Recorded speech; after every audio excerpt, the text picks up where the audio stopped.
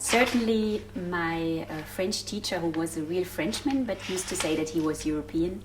And he was the one who taught us about Maastricht Treaty and the European Union being set up, the idea of the euro, because it wasn't taught in school, but he taught it out of his own wish to make us become European, and I think he managed.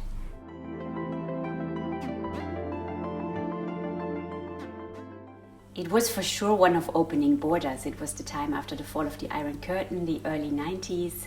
The Schengen Agreement had been signed and was going to be implemented. So I experienced this on the one hand from Western German perspective. I experienced the fall of the Iron Curtain and the reunification of our family, which was split between the two Germanys. So very first-hand experience of what it meant.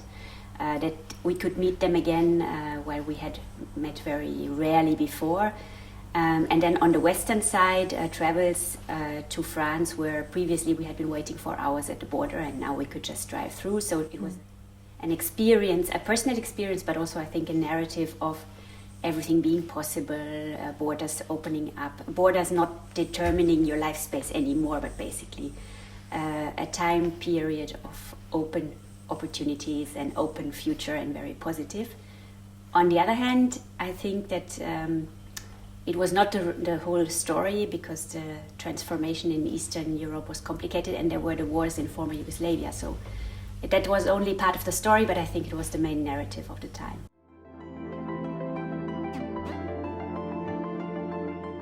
I never think there's one author.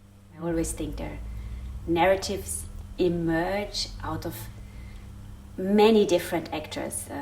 They can be politicians, they can be journalists, they can be simple people that experience it together collectively and talk about it and make it emerge. And there are always several narratives, there's never only one. So even within one family you have, we had, and you can have different narratives, such as someone that regrets that the GDR broke down and it don't live in communism anymore. That can happen at the same time, so there's never one narrative, but there are several which come together and then there is a dominant impression left.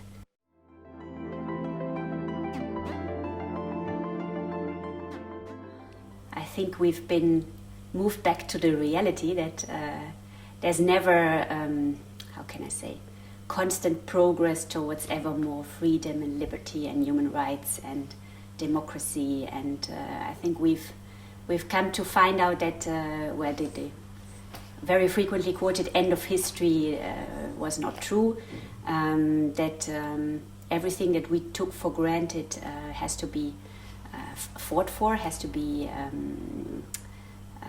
looked after, and cannot be taken for granted. I'm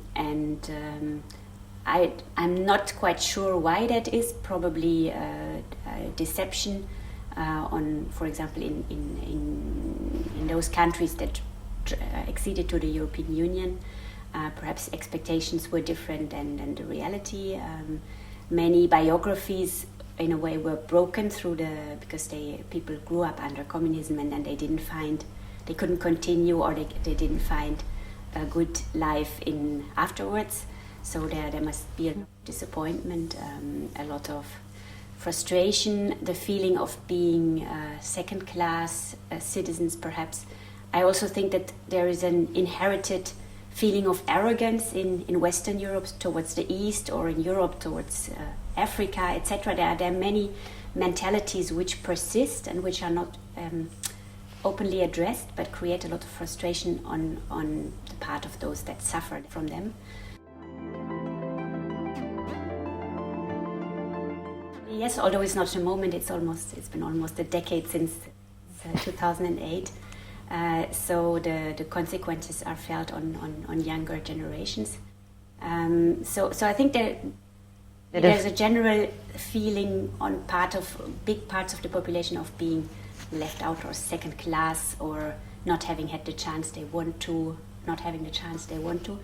and then people are looking for identities, for communities that they can rely upon, and some of them want to have borders back. So it's a trend, it's a tendency that we didn't think would happen in the 90s.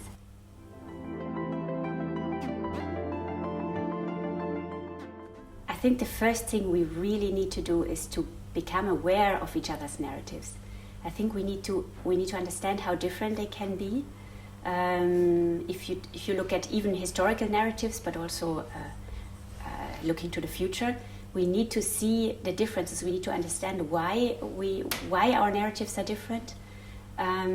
Address these differences, compare and confront the narratives, and learn from that. First of all, I think that's the first step. Before we can move on creating something new, we have to understand what is there. And I don't think that's the case. I don't think Europeans know about each other, which narratives they have. Because everybody makes their statements, but there's not a lot of dialogue and exchange about reasons or behind narratives, etc. So I think that's the first step.